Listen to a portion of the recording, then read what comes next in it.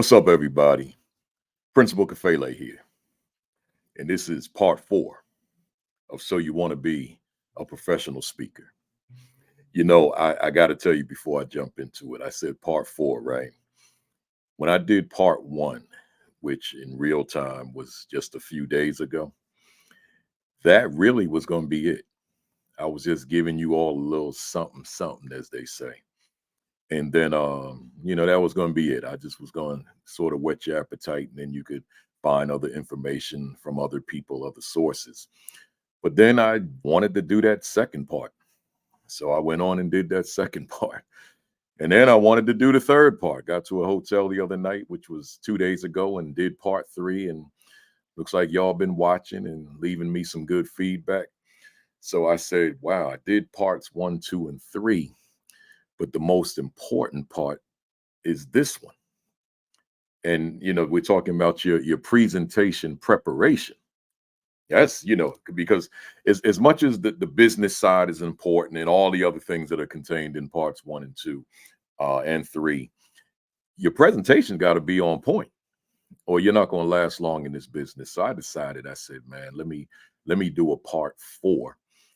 But some of you, by the time you see this video, you'll know that part five has been done, because part five deals with the administrative side. I've been dealing with the business side, the marketing side, all that. Now the actual presentation, but I also got to deal with the administrative side, the contracts, the invoices, the vendor applications, and just so much more. So there's a lot to talk about. And I'll tell you from the outset, this will be a long video. I don't want to break it up into parts because the series is in parts, and we're already in part four, going into part five. So this one will be it'll be some length to it, but but we'll make it happen.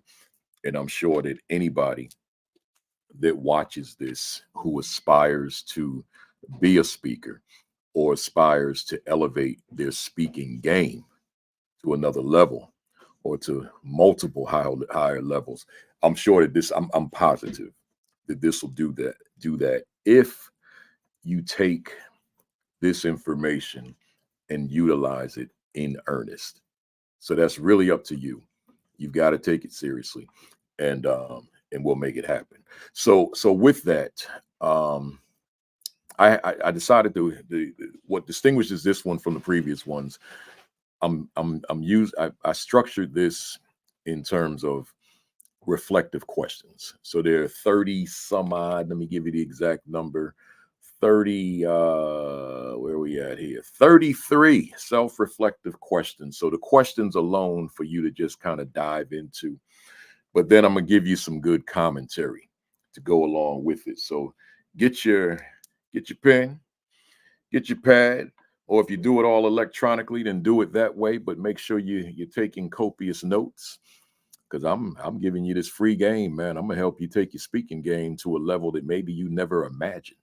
Like where I am now. Let me be frank with you before I get started. I'm in a space where I never imagined. I didn't know. All I knew was I had a dream, had an idea that I wanted to be a professional speaker, but I didn't know where it was going to take me. But I'm in a good place. I'm in a good space, right? I want to get you there.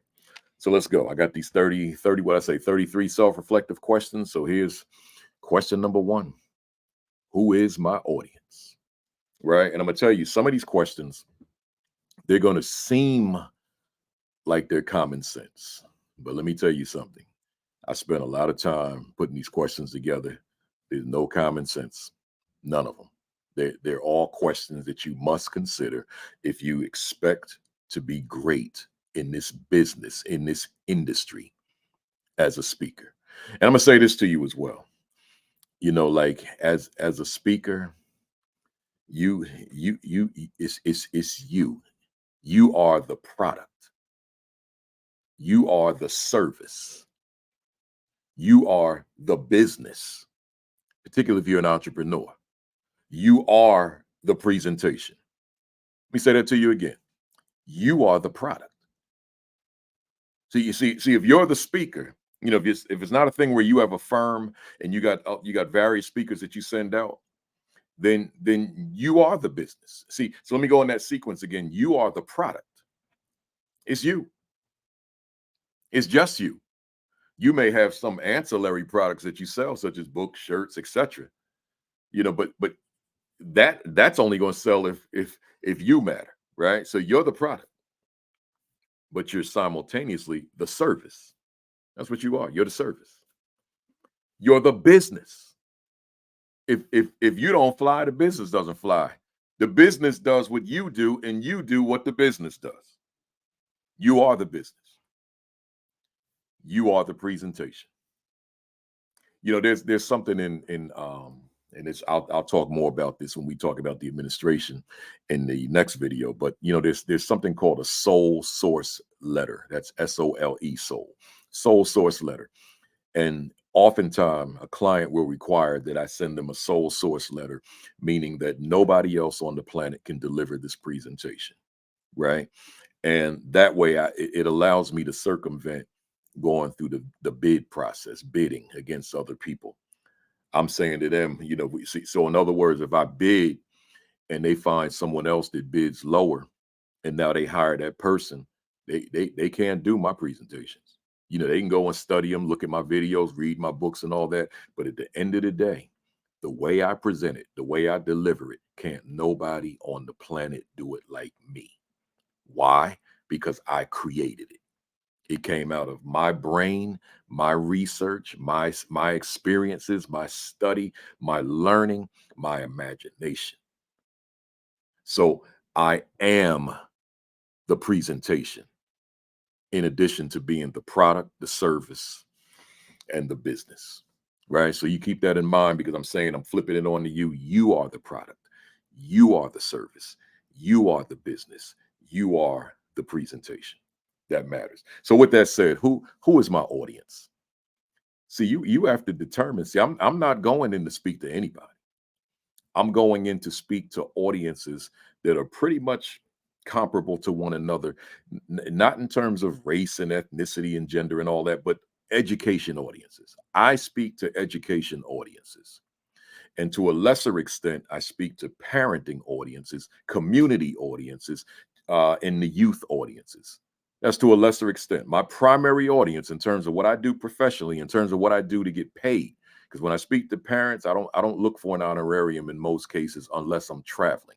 If I'm local, if I'm here in my home state of Jersey, I don't ask for a dime. I just say, give me some parents and let me talk to them. But if I got to travel, then I'm not going to go. I'm not going to travel on my dime to speak to your parents, right? So therefore, in those situations, I'll get paid. But my primary work, how I make my living, how I pay my bills, how I make my money. That's educators. That's starting with school leaders, central office leaders, district leaders, the classroom teacher, the counselors, right? Educators. That's my audience. And I'm not going to stray from that. I don't have an interest in speaking to the Fortune 500 employees, right? I've been invited to speak to them folks, and I have no interest in that. That's not my audience. I don't have an interest in speaking to the various other genres of audiences that are out there. They'd probably pay more than what I make in the education space, because just like teachers are underpaid, education speakers are underpaid in comparison. We make good money, so don't get me wrong. But in terms of other genres of audiences to speak to, we probably make significantly less. You're gonna like if you go and do a keynote, a 45-minute keynote with a Fortune 500 company or some major corporation, you're gonna make significantly more. They're gonna offer you significantly more. They're gonna expect that your fee is significantly higher than if you go to some auditorium and speak to a group of teachers from a district or a school, right? So you have to determine who's your audience. Who are you going to spend your life? And that's because that's what it is, your life. Who are you going to spend your life talking to? And see, when if you make the decision that I want it all, as they say, jack of all trades and master of none, that's what it'll amount to. See, I know that education audience. I know it. It's mine, right? Because I've studied it, I've engaged myself with it. I've got the experience with them 38 years, right? That's my audience. So that's who I'm going to spend my time speaking to. I almost mentioned the word brand, but I'm gonna get to that word in a little while. So without conflating right now, I'll come to that. That is my audience. You've got to determine who's your audience. Who will you specialize in, right? Because that's how you become great. You can't be great with all the various different audiences out here because you want to chase all that money. You gotta narrow that focus and say who you gonna talk to. And I made the decision. I'm gonna talk to the educators. But more, so let's put that right here. A little bit more narrow. I want to talk to the building level administrators. Now let me make it even narrower.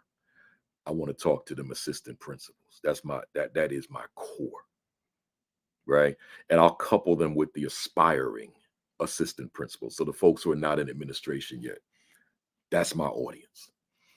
I don't have to when you talk about those groups, I don't have to ever step into a room with a PowerPoint or notes. I can go into that room and talk to them folks for the next 24 hours and not run out of content. And yes, I said 24 hours and not run out of content because I know that audience and I know the content that comes along with that audience. Who's your audience? That's an important question. Let's keep going. I don't want to spend like all night on this, but let me make sure I'm thorough, but let me keep moving. So number two, why do I speak to the audiences that I speak to? So the first one said, who's the audience? But now I'm saying, so why them? Well, let me give you mine. And all of these, I'm gonna give you my own experience and examples because I want to make this thing real and human, right? As opposed to just theoretical. I speak to the audiences that I speak to, and I think it's obvious. Let me take it off. Let me take this off the screen for a minute, and you see my name, Principal Kafele. I was a principal for 14 years, and when I left my principalship, I took my title along with me. So I'm still Principal Kafele, although I haven't been a principal in a very long time. So I'm saying that to say because I did it for so long. I taught for 7 years. I was a principal for 14 years. So I want to talk to the audience that's consistent with the work that I did.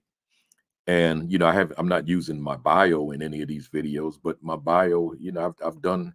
Let me put it this way, without boasting, I'm proud of the work I did. My bio speaks for itself. You can go to principalkafele.com and read it if you're so inclined. I won't do that here. Um, but I stand on it and I'm extremely proud of it. So I enjoyed that time in those schools, leading those schools, teaching in those classrooms, teaching those children. I enjoyed it so much that I wanted to enter a space where I can talk to educators now and share some of my experiences, share some of my expertise, share some of my knowledge, share some of my wisdom. Use most of these rooms I walk into now, I'm a lot older than the people in the room, right? Most of the rooms I walk into, I'm older than all of them, right? So that's including the superintendents. It's a rare day. I mean, there's some days there's somebody one or two older than me. I'm 63, but in most cases, I walk into these rooms, man, I'm the oldest one in there. So I'm sharing wisdom as well. But I think a key word with all of that is the word expertise, right? I'm sharing an expertise. I'm coming in there with a certain level of knowledge coupled with a certain level of experience that I have the qualifications and the credentials to talk to these people about strategy and solutions toward becoming better. So it's one thing to have the academic credentials, the educational credentials. So you've got certain certifications, you've got certain degrees, right? And of course that's a good thing. And if you're in the space I'm in as an educator, you need it anyway, right?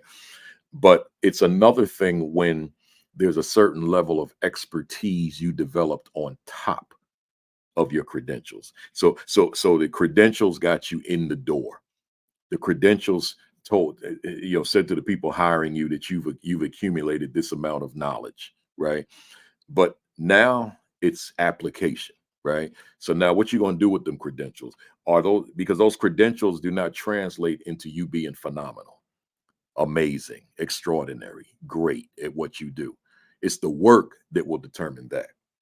So I come in there with a certain level of expertise because of the work I did and the accomplishments that I made. So now let's flip that on to you. Why do you speak to the audiences that you speak to? See, you got to make that decision, right? You can't, and I'm gonna tell you, and I'm telling you this from my wisdom. You can't just choose an audience because you feel that that's where you're gonna make the most money. Because just the interview with the client may reveal you really don't know what they need you to know, or you may fool that person, but then you get on that stage and that audience is sitting there bored because it's like, what? You don't know it. It seems you're coming across like you don't know anything. What do you know about what we do? You're not coming across as an expert in what we do or an expert in solving our problems, helping us to grow, taking us to the next level, taking us to the finish line, right? You don't sound like one who knows what we know or understands what we do. So you've got to make sure that as you determine who the audiences are that you're going to speak to, that you develop an expertise if you don't bring it already. When I made the decision, I wanted to be an education speaker, is because of my expertise. It's because of the success I had in the education space that this was just the natural progression for me.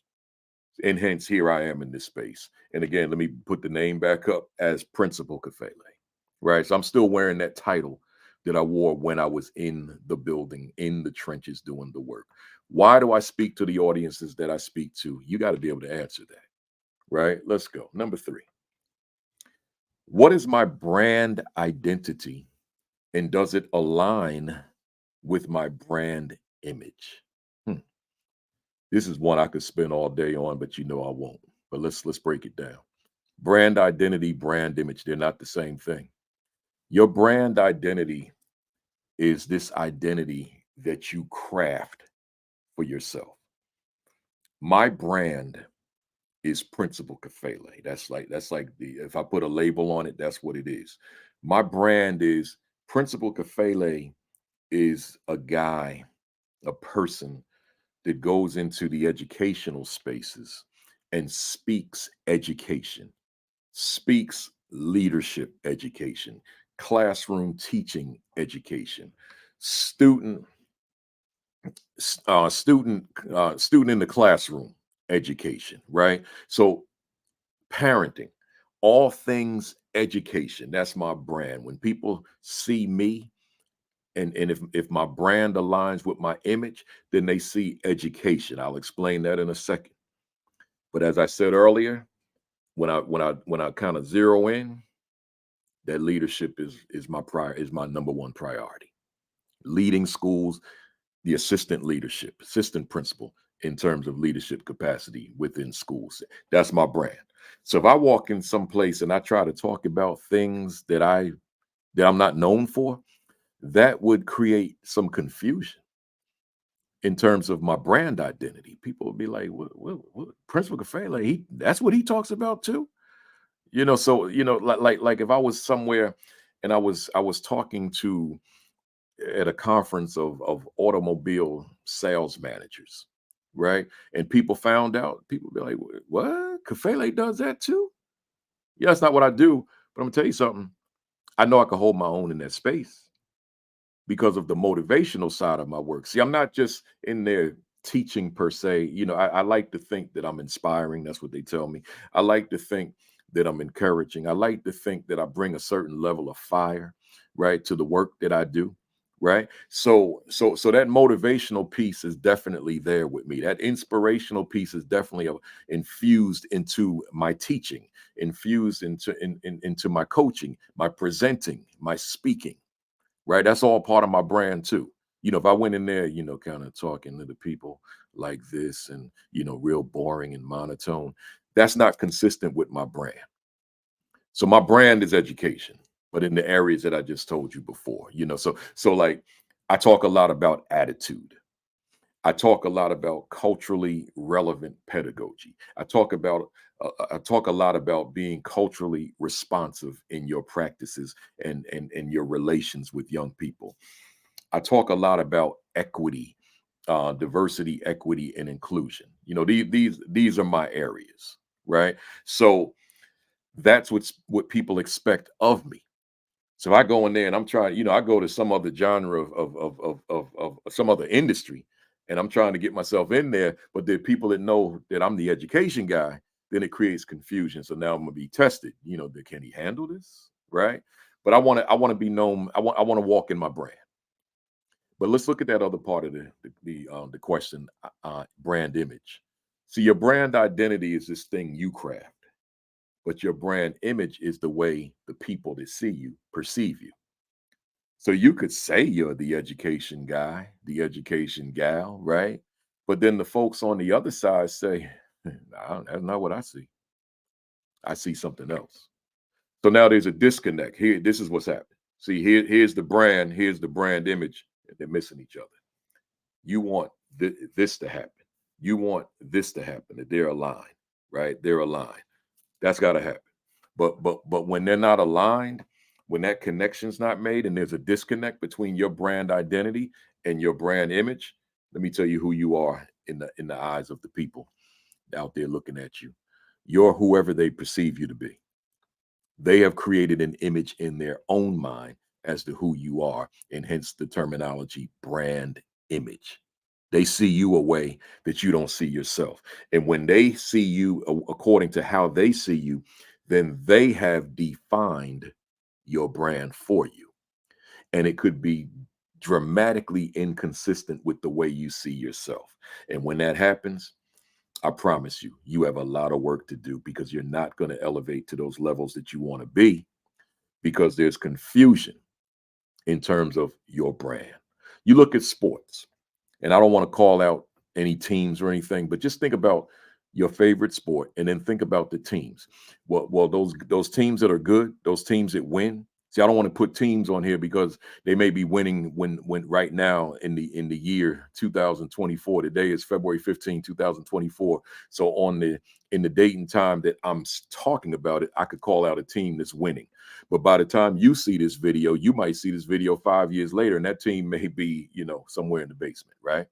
So I don't want to call out teams, but those teams that are winning, they typically have a brand identity.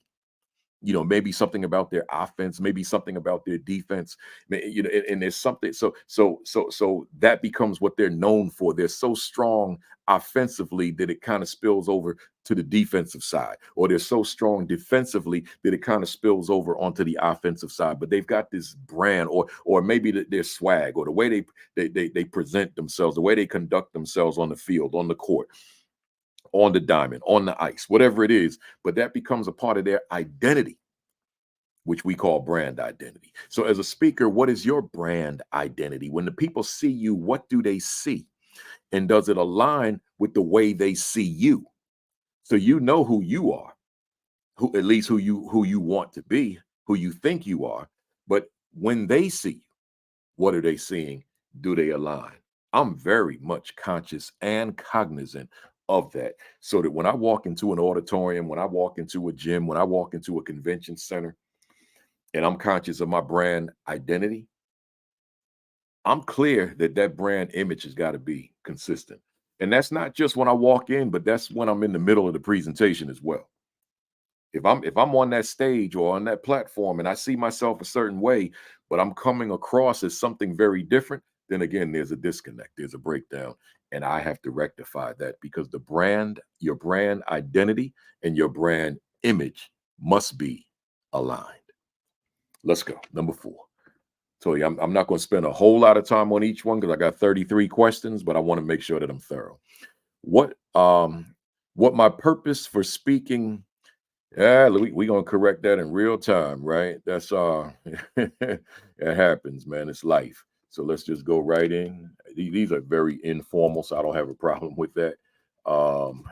Pretty much everything I do is informal, as it relates to any video recording. So let's fix that right now. Here we go. There we go. Let's put it up there. What is my purpose for speaking, and does it align with my brand? Hmm. What is my purpose for speaking? Let's stop it right there. Why do you speak? What's the reason? Because let's say, let me just throw the hypothetical at you. Let's say that your purpose for speaking was to make money, right? Like I'm chasing the bag. I'm trying to get money. Let me tell you something. If your purpose is money, you'll probably never be great at what you do. Because, see, in order to really be at that high level, like where you really want to be as a presenter, your focus has got to be on them audiences, not on the money. See, if you are money motivated, money driven, and those lives sitting in those seats in that auditorium are secondary, you ain't never gonna be who you want to be. You might make the money you want to make, but I'm talking about, see, I'm not talking, see, everything's not money. If that was the case, I wouldn't have been a classroom teacher. See, I would see to make the decision to become a classroom teacher, clearly I wasn't chasing money. I was chasing the lives of children. I wanted to position myself in their lives toward increasing the probability that those children were going to be successful in life, however they define success, assuming we're talking something positive and productive. That's why I did that. Principal, yeah, we make six figures, but there are positions out there that make more than the 100,000 six figures. There's the 200, the three, the four, the five, to say all the way to millionaire, right? I wanted to be a principal. I wanted to be in a position to impact lives, building wide. So I'm not chasing dollars, I'm chasing lives. Quiet as it's kept, there's a lot of people on the client end that know that I'm a grossly underpaid speaker, because there's a lot of places I want to get into that can't afford the higher fees, but I want to be there because that intentionality of changing lives is still in me as a speaker. So I don't come in with that high price tag that people can't afford. I want to be in all these spaces. I want to be able to touch the lives of children that I will never meet, but I will meet their teachers, but I will meet their leaders, but I will meet their counselors, etc. So therefore, my purpose mm, is to get in there and make them leaders great. That's why I do it. I want to make those leaders amazing. I particularly want to ensure that those leaders have positioned themselves to, in turn, make their teachers as strong as they can be, pedagogically speaking, as teachers. That's why I do this work. That's my why. So now let's go with the full question. Does it align with my brand? Well, I gave you my brand. So they right here, y'all. They right here. I don't have this. My why and my brand disconnect. My why and my brand disconnected. My why and my brand detached, unplugged. No, we here. We here. We here. See. So let me flip it on to you. What's your why? Do you have a why? Because there are many people in life, whether it be speaking, whether it be teaching, whether it be doing whatever. There's a lot of people in life that don't have a reason that they do it. They just do it, right? They don't have a why to drive them, a why to guide them, right? A why to direct them, a why to keep them on course, a why to keep them grounded, a why to keep them planted, right? A why to keep them rooted. People just wake up in the morning, do their work, and then go home and go to sleep at night. No, no. You got to have a definition to your work.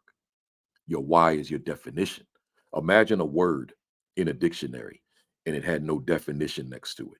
You know what that would mean? It would mean two things. Number one, it's not a word, because a word is a word by definition, because it has a definition. If it doesn't have a definition, it's just a group of letters.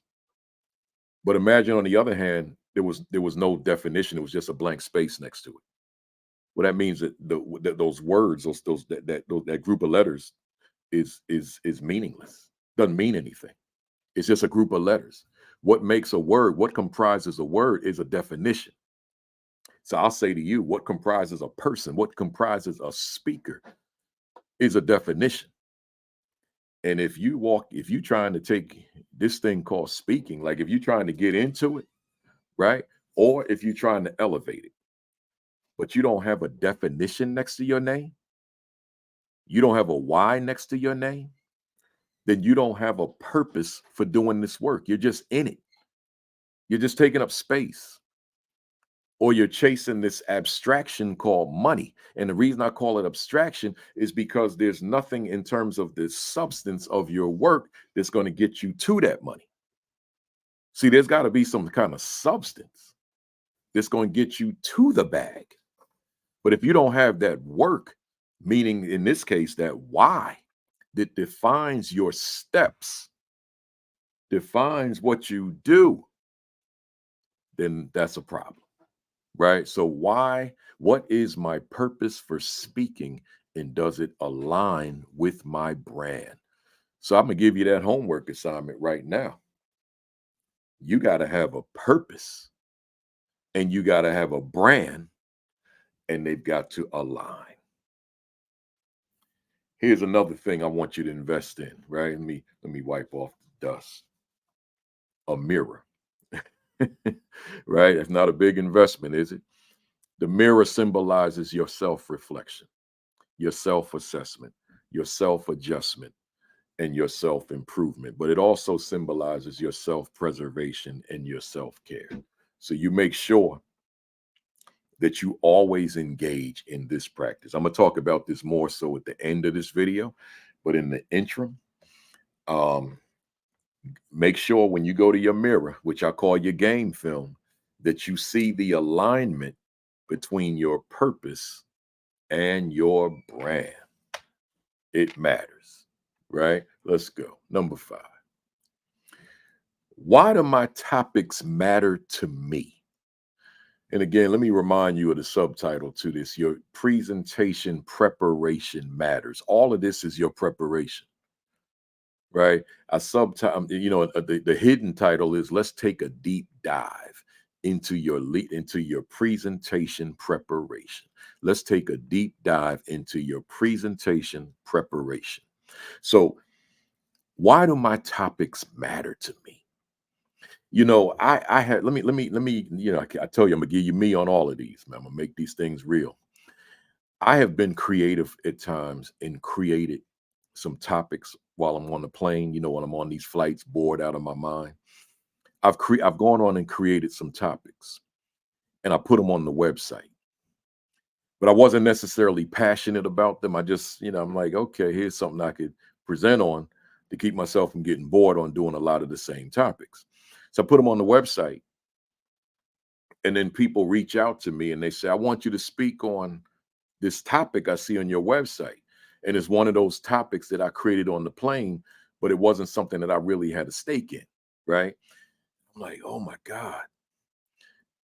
I guess I put that on there, but I really shouldn't have because that topic really doesn't matter to me. That's not like one of my staples. That's not one of my things that I feel an audience must grasp. So I got to say to the client, let me steer you into a different direction of something that's related to that, but not necessarily that topic, right? Or that title.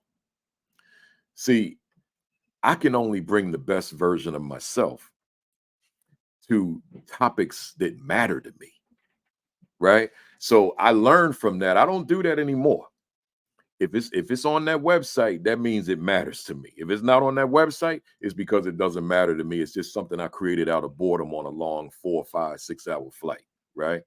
Or a long day of sitting between flights in an airport at a gate, right? So make sure that when you create these presentations, you're not just creating them to accumulate a volume of presentations, but ask yourself, does this topic, does this title, does this presentation, does this really matter to me? See, not just mattering to your audience, but to you, because you got to bring it. And if you find yourself bored over your own presentation, see, a lot of my topics, when I find I'm doing the same ones over and over, I sprinkle a little stuff in them. Like I add some spice to them. So now it's like that old topic that I've been doing that the public just seems to not get enough of. I'll give you an example of one. I created a topic called Closing the Attitude Gap in approximately 2010. Not closing the achievement gap, closing the attitude gap. I went on and wrote the book about it in 2012, and it was published in 2013. It's 2024 now. And that's still the presentation in the highest demand of my category, my catalog of presentations. Closing the attitude gap, something I created in 2010. Everybody still wants it. Well, I'm grateful for that, but I can get bored from that. So I've added so much to it that's not in the book that I wrote, Closing the Attitude Gap. Because since so many people want it, it's got to matter to me too. I got to still see that it's relevant. I got to still be excited about presenting it. I got to still bring the passion that comes along with that presentation. It's still got to be there. Right. So that topic matters to me. And let me just speak about the passion while I'm there. Because if your audience senses that you're not passionate about your topic, why should they be passionate about your topic? You up there on the stage acting like you bored. And maybe it's because you are bored. You bored with your topic, right? So I'm saying don't present on any topic that you have no passion for. You have got to be passionate about what you present. Gotta be. You got to be fired up about your topics. That passion has to come across. That excitement for what you speak on has to come across. That energy, that enthusiasm, that that determination to see them receive it and implement it has got to come across. That passion for your topic has got to come across. Your topic has to matter to you. Why? Because it matters to your audience. Let's go. Number 6. We getting there. Why will my topics matter to my audience? See, the first time I asked, why would they matter to you? But now I'm asking you to ask yourself the question, why would it matter to them? So, as I'm going to talk about later, you're going to have conversations with the client, or at least a conversation or emails about the need. So, we'll get into that. But now you've got to just because the client says this is a need doesn't mean your audience is in agreement that yeah, we need this. Your audience could be thinking I don't even want to be in the room. I'm only here because it's mandatory that we be here because we're employees here. So we're required to attend these professional development workshops, right? So you in your creativity, you in your zeal for being great at what you do, you and your desire to bring the best version of yourself, you got to take what the client says. Then you got to read the room and you got to make sure that you craft your presentation in a way that, okay, I've got this thing so it's stimulating for my audience so that they can receive it, so that they can embrace it, so that it's not just some client or the client's team at the management level, right? In the school district, at the district level, right? That it's not just them that this topic matters to, but that entire audience of educators or that entire audience of business people or that entire audience of realtors, that entire audience of medical practitioners, whoever you're talking to, that they see the need for your content as well. So your delivery matters. Your understanding of your audience matters. Your research on the industry matters. See, you got to do your homework. You got to know that industry. And that's why I say when you come out of that industry, it makes it that much easier. See, I came out of that industry. I'm a product of that industry. That industry made me. But when you somebody that you chasing money and you see that this industry makes money and you trying to get in there, but it becomes clear and evident either to the client or if you got past them to the audience that you really don't know your stuff because you really haven't done the research and you really don't have the practical experience, it's going to come across. Right? It's going to come across.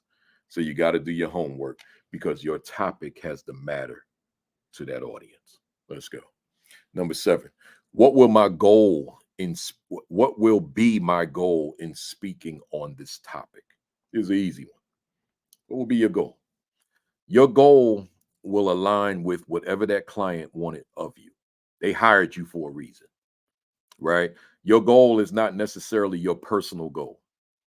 If your goals align with the goals of the client, then fine. The goals and objectives of the client, then fine. But that client hired you. You work for that client in that space of time that you're going to be there. So they have certain objectives that they want to meet as to why they brought you in, why they're paying you good money to be there. Because chances are very good. If you're there, they're paying you good money.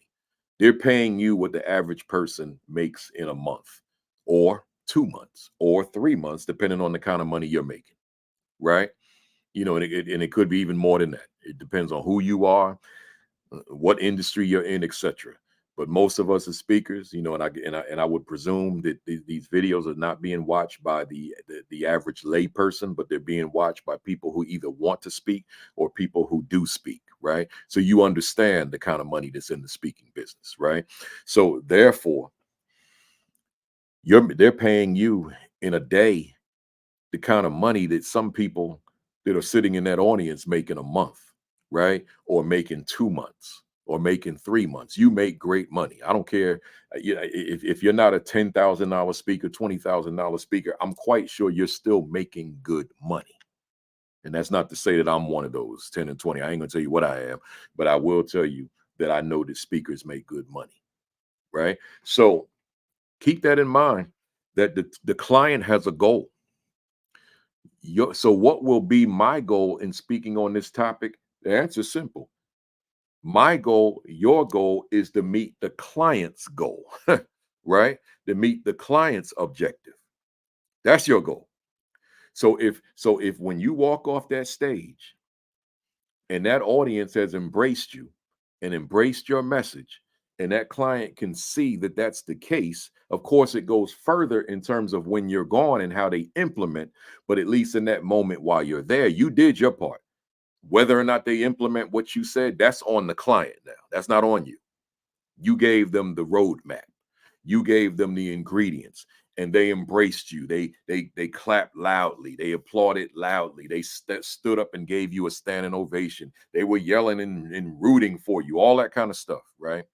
Then, because when that happens to me, and quite frankly, it happens to me often, right? That's the measurement of my effectiveness. Particularly when I go to a place and the client says, because they'll say, don't expect, a lot of reaction from our people. They're quiet here. We're reserved in this part of the country. They don't do standing ovations, all that kind of thing. And then I get there and they literally stand up and start rooting and cheering. I said, wow, I guess I exceeded expectation, right? So, and in my mind, the goal has been met. I don't have to wonder in my mind, did I meet the client's objective? No, I met it because the audience, they inform me by their reaction. That's key. Remember, somebody out there, you're not in there to pursue your personal agenda. And I remember as a younger speaker, I was guilty of that from time to time. I'm trying to do my thing. No, you doing the client's thing, not your thing, right? You got your presentations, and they checked you out on your website, and they said that presentation, that description of the presentation topic, that aligns with where we're going. Let's call him. Let's call her. Let's email him or her, and let's have a conversation. Or you got a reputation out here. People know you. Say, I know what he does. I've seen him speak. They call me. Oh man, Kafele, I've seen you speak like 10 times. Right. So they don't even want to have a conversation. They already know what I bring. I've seen you in conferences like 5 times. I sat in a lot of your sessions. Can you come and do that same presentation you did at XYZ conference? Oh, yeah. We done. They sent me a contract. I signed it. I see you on that date. We never seen each other. We never had a conversation about their need, because they already know what I bring, and they just want me to bring what they seen me bring. So it varies. I would say 75% of my clients, and I do, I was saying in a previous video, I was averaging like 200 presentations a year for a while, but I got this grade came in and I slowed it down a little bit. And now I'm doing like, 125 maybe, something like that. And but I would say 75% of the people that reach out to me, they already know my work. They ain't trying to have no long Zoom meeting or phone conversation or extensive email. They're like, I saw your work, bring that to us. Here's the contract, sign it. Here's the vendor application completed. Send us an invoice, and we'll see you on that date. Boom, we done. Sometimes those bookings they take all of 1 hour, right? We're not talking about like days. I'm waiting for them to get back to me. That's all of 1 hour because they know what they want. They already know. We want Principal Kafele, right? Boom. They're not looking for anybody that does the same work or we want you, right? That's it. So as you grow, you'll be that same person. Like even though there's great people out here, people that could, they could take care of business, hit the ball out the park, but they want you for whatever the reason. They want you. They don't want that other one. They'll get them next year. They want you. That's where you want to be. Let's go. Number 8. Am I passionate about my topics? I guess I got ahead of myself, so I'm gonna spend only a few seconds on this one. Yeah, that matters. And it's not your answer that matters. It's your delivery that matters. And please don't confuse this word passion for charisma. I'm not talking about charisma. I'm just talking about, is it evident? Like right now, I'm talking to you kind of laid back. I'm not doing all my, sometimes like if you catch my live stream on Saturday mornings, every Saturday morning at 10:50 Eastern time, the AP and New Principles Academy, then you're gonna see a certain level of fire that I'm not gonna do on here, right? Those are live. And I can see the audience because they show up in the comment thread. But but my passion, even though I'm laid back on this in the previous 3 videos, I think you still sense my passion. Right. I love this. I love my work. And that's why I have no issue with sharing my work for free on a YouTube video.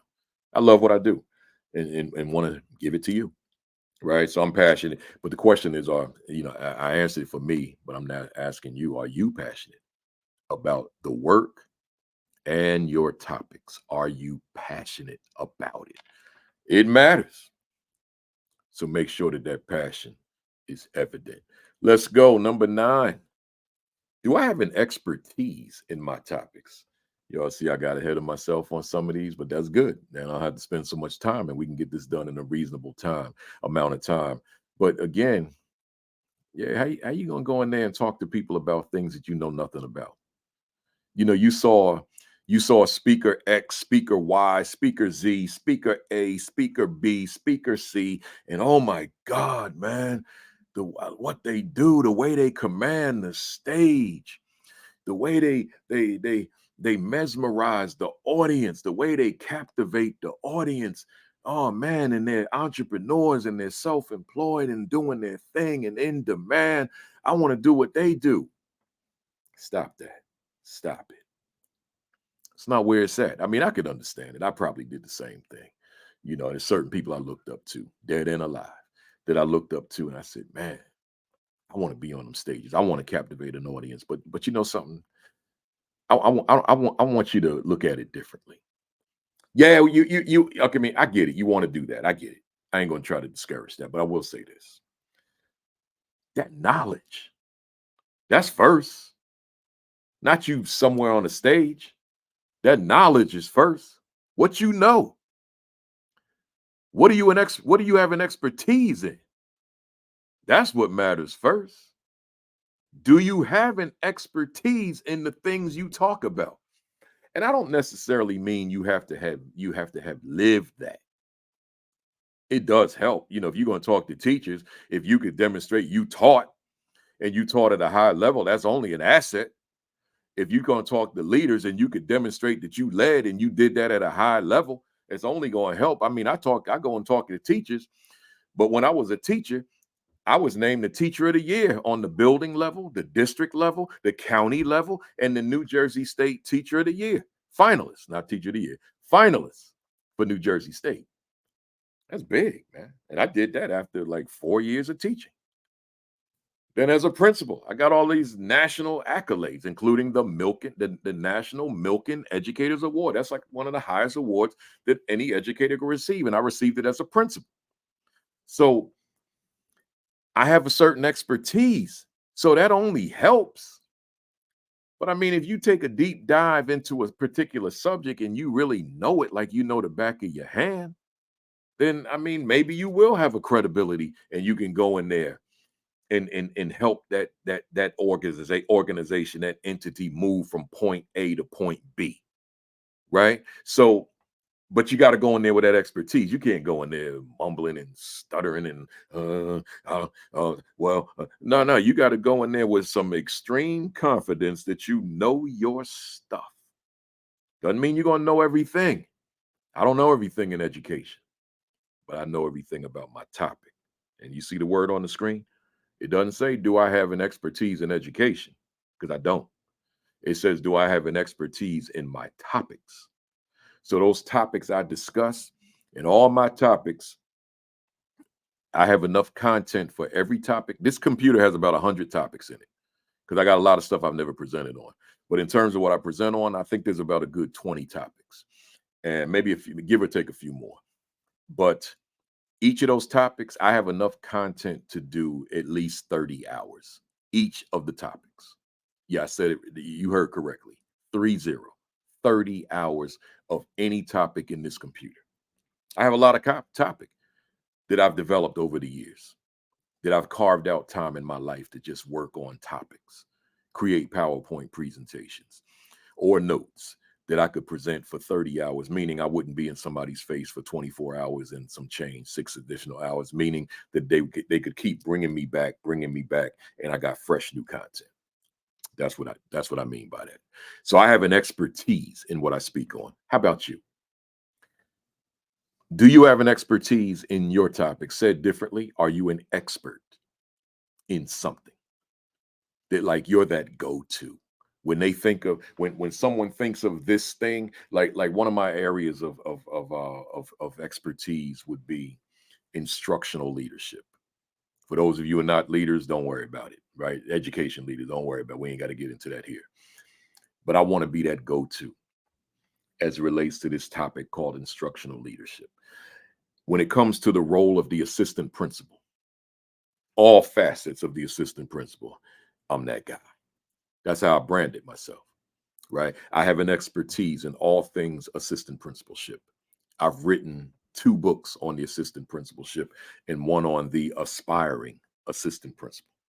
And then I got 2 more that I'm going to be publishing. One I wrote, but I haven't released the manuscript yet as of this date, February 15, 2024. By the time you see this video, maybe the book's a bestseller, right?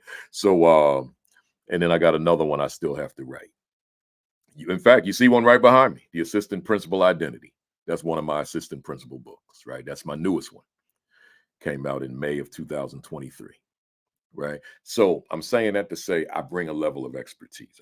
So let me replace that word expertise with expert. Are you an expert in something? How do you know you're an expert? How do you demonstrate that you're an expert? How do you prove that you're an expert? That matters. Let's go. Number 10. We getting there, y'all. We going to 33. What level of research do I do? What level of research do I need to do or have I done on this topic? Right. So this one goes hand in glove with the previous one about your expertise. What level of research have you done? Like, have you taken that deep dive? Because don't rely on no gift of gab, man. Don't do that. Don't rely on the fact that you just a natural orator. Because some people they just speak really well. I can remember back in first grade, and certain people, man, they just speak well. Certain kids, right? I ain't talking about the teacher. I'm talking about children.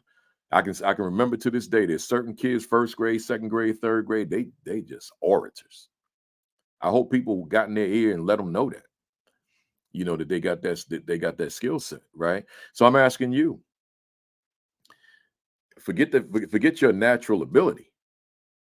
What level of research have you done on a topic that makes you an expert? See, you got to spend that, you got to spend that research time, that study time. And that study time is not just reading. Sometimes it's interviewing different people. So you're talking to different people, just gaining their insight, their expertise, their knowledge of various different things as it relates to what you talk about. You're listening to podcasts, you're watching live streams, you're reading books, you're reading articles, you're reading journals. You're doing all those kinds of things. They matter. You're joining speaker organizations and by belonging to those organizations. Like I belong to the National Speakers Association. I haven't been to a meeting in years, but I belong, and they have various different categories of speaking, and you're aligning yourself with some of those folks, right? We'll talk more about that later in the video, but all of that matters, right? So you gotta do your research. You gotta take a deep dive into whatever it is you speak on, because when you get up on that platform, you can't rely on no PowerPoint. You got to know your stuff. I'm gonna get more into that later too. Number 11, why would someone want to listen to my words on this topic? See, hmm. Why would someone even want to listen to me? Like, who are you? See, it's one thing when that well-known personality walks in there. Some of the places I go, everybody knows Principal Kafele. But other places I go, nobody knows Principal Kafele. It varies. So when I go into a place and everybody knows Principal Kafele, then hey, I got a ready-made audience. I could be flawed that day and they're gonna rock with me, right? Because they're supporters. But what about when I go to that place and nobody knows me? Well, why should they want to listen to me? Well, let me tell you the first things first.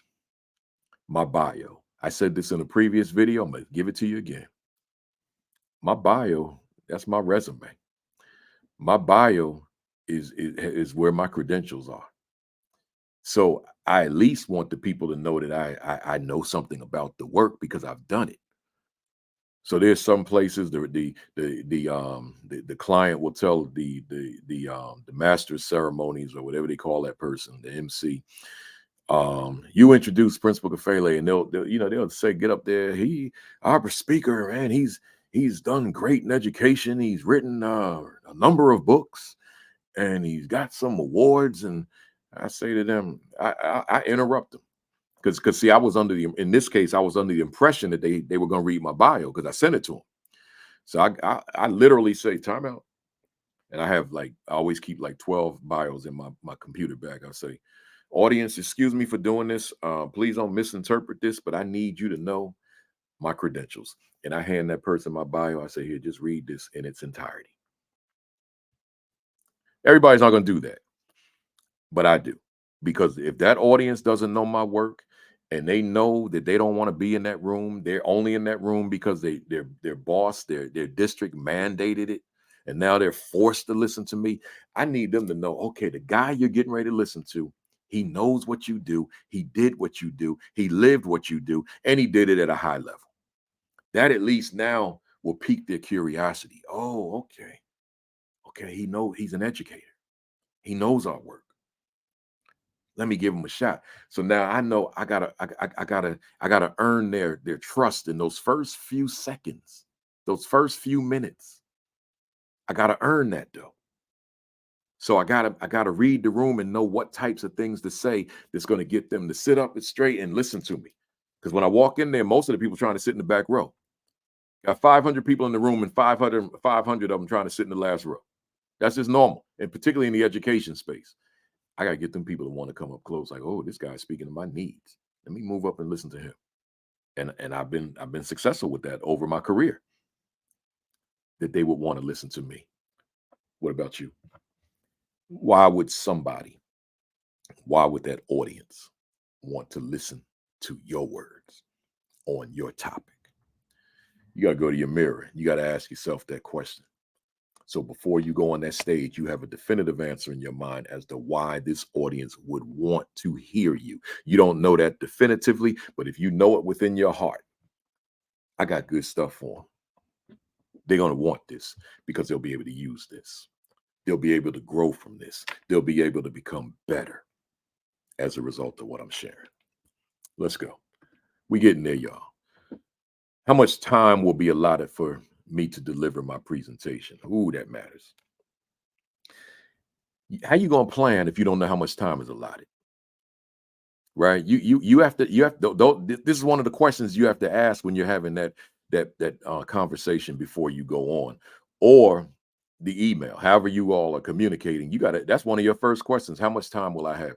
Because you do not get into the habit of you're so good, you know your content so well. I don't have to plan for this audience. I'll just go to my computer, click the presentation of the title they selected, and let it rip. Nah, you want to find out the needs of that audience. Because just because that presentation worked with the previous audience, it doesn't mean that audience, the previous audience, is the same as this audience. Their needs could be different, even though the topic is the same. You got to find out what their needs are, what their concerns are, what their challenges are, what their obstacles are, what their pressures are, what their demands are, and then position yourself, craft that presentation in a way that's going to meet their needs, right? Their challenges, their obstacles, etc. So there, but let's say, so therefore you plan for a 3 hour presentation, a 4 hour presentation, but then you get there, they say we just want you to go 90 minutes. Well, then you're not ready because you plan for something longer, right? Or you're thinking that you're thinking that you're going to do a keynote for whatever the reason, but they want you for all day, but you only plan for 60 minutes. So one of the first questions you're going to ask is how much time will be allotted for me to deliver my presentation. So let me just use that as an example again, closing the attitude gap.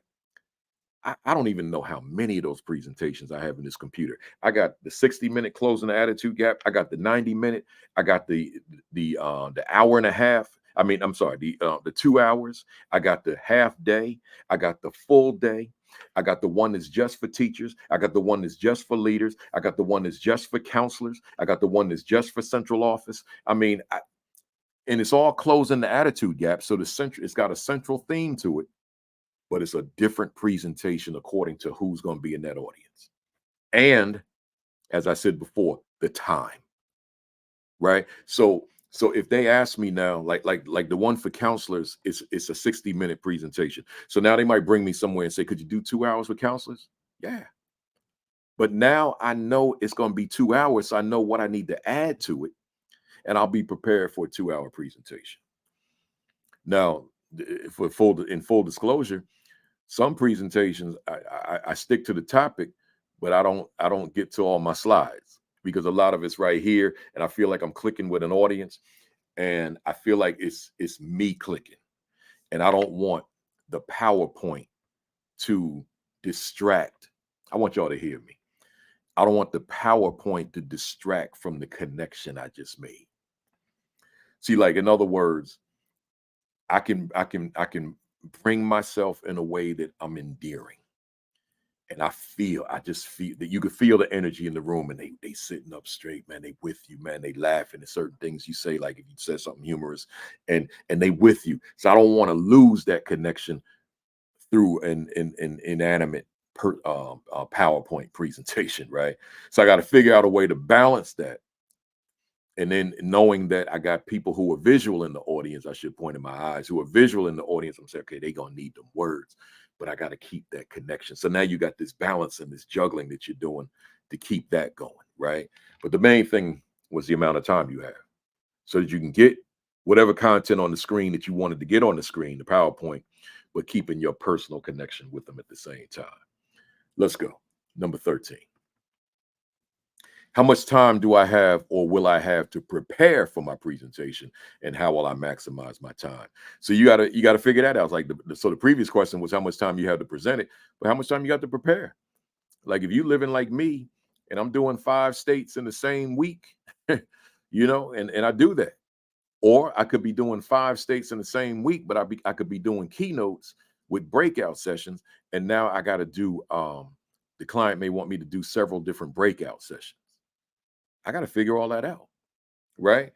And most of the time, when it's a week like that, hopefully I plan the whole week before I left. But as many that know me know, I try not to get ahead of myself as well, right? So therefore, I typically don't like to prepare for some presentation that's a week later. I want to wait until the night before. So I'll maximize my time on the plane, and I'll maximize my time at the gate and in the hotel, right? Whatever it takes. I'll just see what kind of time I have, and I'll plan accordingly. but you have to know, because you don't want to walk in there unprepared and then winging it, with what you know, but not knowing what the audience needs, right? So keep that in mind. How will I familiarize myself with my audience? And that's simply the information you get from the client. That's vital. And then when you get there early, you got to get there before the audience gets there. I'll say that again. You must get there before the audience gets there, or at least the bulk of the audience, so that as they're trickling in, you can watch them. You can study them. You can see who's sitting with who, right? So let me be specific. Are the white educators sitting together and the black educators sitting together? Are they mixing it up? So black and white sitting together, Asian, Latino, Native American, whomever is in the room. How are they sitting? Right? That matters, right? That matters, right? Are the people quiet? Are they vocal? Do they seem happy? Do they seem depressed? You got to read that room, right? Are they young?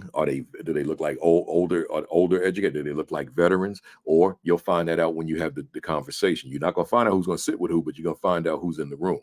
So you got to do all that research, through your conversation with the client. The grade levels. Obviously you're gonna know that if you're an educator.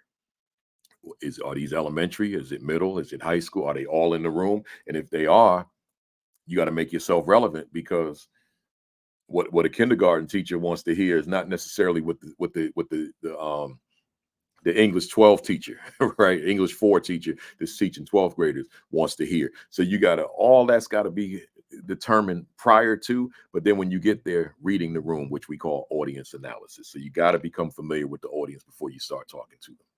Number 15, and that puts us just about halfway there. We getting there, man. It's an hour and 6 minutes, so we good on time. Am I feeling confident about my presentation? And the good thing is, a lot of these I don't have to really go too much in depth, like this one. If you're walking on that stage not feeling confident, then it's going to come across. So when you walk on that stage, that platform, or you're on the floor in the library, whatever it is, make sure that you feel confident, rooted in your preparation, right? If you prepare correctly, then you're going to feel confident. If you didn't prepare correctly, then you're probably not going to feel confident, right? And then your topic. Are you confident about your topic, that it meets the needs of the client? It aligns with the client. Client told you they want you to bring X, Y, and Z. Are you confident that what you developed, what you crafted, speaks to what they want? Because they're paying you for a reason. You ain't in there to entertain. They're paying you for you to make their organization better. So you've got to go in there with confidence. Imagine in the world of sports, a team walks out onto the field, the court, the diamond, the ice, whatever it is, and they lack confidence. Well, the game is over before it even started. How you gonna win the game and you don't think you can win? You got to go in there knowing, even if you just don't have the skill set that the opponent has. Well, in your mind, you better think you do. You better bring that confidence to your game. Number 16. Will I use a podium? That's a big one. It looks real simple and common sense, but it's not. The only time I use a podium is when I'm on a dais, right? So it's some kind of banquet or something, and they got me sitting up in that head table, that dais, and I can't go to the floor on that one. They just want you to go right to that mic that's sitting right in the middle. That is the only time I use a mic, right? Other than that, I use the floor, because if I have a nice stage, I'm using the whole stage from end to end. I'm pacing, right? That's my style. I'm not saying you got to do that. I'm just saying, but you got to figure out what's your strength. But I will say this to you: I can use a podium. I ain't scared of no podium, right? So if it's a thing where they need me at a podium, I will be fine, and I will be very comfortable. But I tell you this: I do a lot of speaker training for the youth, and I tell them all the time. Most new speakers, they will hold the side of the podium. They'll hold it for dear life, right? That's their security blanket. I'm saying to you, if you're a new speaker, if you never spoke yet, but you want to speak, and that's why you're watching this video. If you find yourself holding that speaker, be conscious of the fact you're holding it, and remove your hands quickly, because your hands got to be a part of your communication. You got to use your hands. That's part of your nonverbal communication, right? So if you holding that podium, let it go. It's not going to protect you. right? It can't be your security blanket. Let that podium go and use your hands, or keep them down, but don't hold it, because when you hold it, you look scared. When I see folks sitting there, they got their hand on the podium, like I say, man, they scared. They sweating, right? You may not see the sweat. The hands is that is the sweat, right? So let that podium go, right? So will I use a podium? Me, no. They may have it on the stage, and if they don't have all these wires taped, like a microphone taped to it, and all these wires, and the podium is sort of stuck there because of all the wires and the tape, then I say, can y'all move this podium out my way? Because I want that space, right? So will I use a podium? Yes or no? Secondly, will I use a PowerPoint? I told you I wanted to come back to this one. Um, Hear me well on this. I will I will use a PowerPoint, but I will not allow that PowerPoint to become the star of the show. Now I'm using that language loosely. I will not allow that PowerPoint to become the star of the show. Here's what I mean. I'm the speaker. They brought me in to speak, but I'm not going to have such a fancy, elaborate, newfangled, does the animation doing tricks PowerPoint, that all the attention's on the PowerPoint and not me. So to avoid that, I have the most boring looking PowerPoint probably on the planet, deliberately. It's got black background and white letters. Every PowerPoint I have. If I have pictures and they just place right there, they don't come in flipping in and doing fancy things, they just appear. If I got a video, it just appears, right? But black background, white letters, all 100 plus presentations in this computer. I will not switch it up because I don't want the folks to give that screen so much energy that they lose sight of me, right? I'm not, and I said I'm using star to show loosely, I'm not up there entertaining, but I want to make a real human connection with the people in my audience. And I don't want to lose that to the PowerPoint that's behind me. Right. So keep that in mind. Some people, they get so caught up into, oh man, I got this fancy PowerPoint. Every slide got a different background. The image is doing all sorts of tricks coming in. Man, I don't want my image on the screen to attract that kind of attention. I just want my content to attract attention. So I'm delivering the content, and the PowerPoint is just my reinforcement. Now, someone else may say something different, and I'm good with that. I'm speaking for me, and I'm speaking for a guy that's been doing this work for 38 years, and quite frankly, I'm doing it at a high level, right? So I'm giving you that as a backdrop. So just keep that in mind, who you will be as it relates to the podium, the PowerPoint. Number 18, the videos. Are you going to show videos? No problem in showing videos. I don't show a lot of videos. Most of the time I don't, but every now and then I will.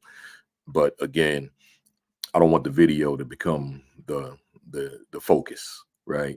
In case somebody out there was confused by the word star. So the focus. I don't want the video to be the focus, but I do want the video to be an enhancer, right? So it'll enhance the presentation, enhance the topic. It gets to show them in a very concrete way what you're talking about. So I'm not going to discourage that at all, right? But just don't become so video heavy that every other slide's a video, right? Because then a lot will get lost. You want to be in there teaching. That's what we do as speakers. We teach, right? So just keep that in mind. Number 19. And before I read number 19, let me go back to this subtopic. Your presentation preparation matters. Let's take a deep dive on your presentation preparation. That's what all this is. All of this. So number 19, how many people will be in attendance? So before I asked how much time is being allotted to you, but now I'm asking how many people will be there. That matters. Imagine you prepare for 5,000 and ain't but 50 of them in the room, right? I know that was extreme, but those are numbers that I speak to, right? You want to make so let's make it a little bit more realistic though. Let's say, for example, you're going to speak to 25 teachers, but you prepared for a much larger audience. Because see, the preparation again is not just the presentation. The preparation is how you use the space. That's part of your preparation. How you going to use the space? You going to walk up and down the aisles, right? That's part of your preparation. You're going to use the whole stage. That's part of your preparation, right? Whereas with the 25, you may have them doing a lot. You may be engaging with them a lot in a way that looks very different from how you could engage with 500, right? Those are two different worlds in terms of engagement. Because with 25, you could literally hear from all of them. If you got them broken up into 5 tables and you got 5 people at each table, it's conceivable that you could have some very heavy duty, deep conversations with everybody in that room or representatives of each group. With the 500, you can't, you don't have time to hear from all them tables. So, but if you preparing for the 500, but you only got 25 or vice versa, then you want to make sure that you know the number of people who will be in attendance. So that's one of the first questions you're going to ask, along with how much time is allotted. That matters. Watch this, which couples right with it. What type of room will you be using? Ooh. See, someone on here that could be a rookie to this, new, inexperienced. These questions, these may not be questions that you think of. But see, like for example, I can't walk into a gym cold, right? If I'm gonna be in a gymnasium and the teachers will be sitting in the bleachers, I got to know that ahead of time. You can't have me walk in there and I thought we were going to be in an auditorium and I was going to be on a stage or on the floor, because I don't always stand on the stage. Sometimes I stand on the floor in front of them. Depends on how many are in the room. And but you can't have me walk in there and I'm thinking I'm doing an auditorium and I find out I'm doing a gym. Because the gym, that's a whole different preparation. Because see, when you and I are on the gym floor, we're losing some power because the teachers are elevated, or I should say the audience, because all of you are not education. The audience is elevated. So now they're looking down on you. Whereas if you're on that stage, they're looking up at you. That's a game changer. That is a complete game changer. When they're sitting in an auditorium, they have seat backs like I have right now. When they're sitting in a gymnasium, they're on bleachers. Their backs are hurting. They're fidgeting. They're uncomfortable. So you think because they keep getting up to go to the bathroom, you in your mind like, man, am I losing them? No, they're very uncomfortable right now because they're sitting on a wooden bench and it has no back. So I'll say to the client, what type of room will I be in? And I'll say, well, I was gonna say the cafeteria. I'll come to that in a minute. What type of room am I gonna be in? Oh, we'll be in the gym. Oh, hold on, client. The gym, and I'm gonna be in there for how long? 4 hours. Is there another kind of room we could be in? Or can you put a covering on your gym floor, since I'm sure you don't want it to get messed up, and put seats on the floor? These are the kind of conversations we're gonna have. Because on the one hand, I want to be elevated, but on the other hand, I want them comfortable. Now, if I'm doing a 60-minute keynote in a gym, then okay, they'll probably be okay. But I still have that concern. Like, here's the other thing with the gym. Like, this happened to me recently. They said I was going to be in a gym, and I asked the question, will everybody be on one side? They said yes. Okay, so that way they'll always be in front of me. But then the word got out I was coming, and other schools wanted to be a part of it. So now they knew they had a whole other side of the gym. So they told them, yeah, you can come. So now they got 2 sides of the gym full, and they didn't tell me. So now what that means, and there's no stage. So I'm not going to stand at the on the basketball court at the end at the baseline at the end of the court, because then I can't see the ones way on the other side in the bleachers. So I take half court, but that means that I'm always going to have my back to one side. So I got to keep turning and turning and turning and turning. I do it all the time, and that's including assemblies with kids, and that's not easy. So now I make sure I ask those questions. You don't or don't surprise me and have more schools in there, because I'm not preparing for that. If there are going to be more schools, let me know that in advance so that I know I'm going to be doing that shifting, shifting, shifting, turning around, turning around, turning around. So, what type of room? Here's another one. We're in a library, a little small library, and the area to speak is like minuscule. So now the walk space is eliminated and the people are right up on me. I'm not comfortable with that anymore. I never was, but now with COVID and the pandemic, I don't want people right up on me and I'm talking loud and you understand where I'm going with that, right? So we learned during the pandemic that we spray when we talk. Most of us didn't know that. So I don't want them all up on me like that, right? Not for them talking, not for them talking to me because they're not going to talk to me as loud as I'm going to talk to them because I'm pretty loud when I present. So I need my space, right? Then I just need to be able to move and maneuver and walk. You're gonna be in a room 4 hours, 5 hours, 6 hours. You want your freedom, not restricted and confined to a little space. So you got to have those kinds of conversations, right? And then I'll add to that the setup, right? And I think I'm gonna get to that later anyway, but I'll just get ahead of myself. The room setup, right? Like they using a smart board, a Promethean board, a screen, and what's the quality, and what's the lighting in the room, and will they be able to see everything that I have on the screen? All those kinds of things. You got to ask those questions, right? Can they accommodate a Mac? Because I'm a Mac guy, so I go in places that they only know PC. So now we got an issue, right? You can convert the Mac software, which is called Keynote, to the PC, but then you lose formatting and animation in a lot of cases, right? In a lot of cases, not necessarily all cases. So I got to consider all that. So there's so much to consider, so much to consider as it relates to the room setup, the type of room, and the technology in the room. I think I got ahead of myself on that technology, so we'll come back to that. Number 21, what if I detect that I'm not connecting with my audience? That's a big one. That is a big one, right? So if you detect that you're not connecting, like you talking and you just, it's like if I can keep it real on here, my earlier days as a speaker, I was speaking to small audiences. I'm African American, obviously. I grew up in African American community, so I'm speaking to African American audiences, and predominantly it was parents, community folk, and the youth. So I'm speaking to these black audiences over and over and over for years, every month. Speaking to these black audience. So I don't know anything about speaking to a white audience or a non-black audience yet for years. Let me just quantify it. So from 1986, which is my first speech, up until 2004, all I know is black audiences. That's all I know.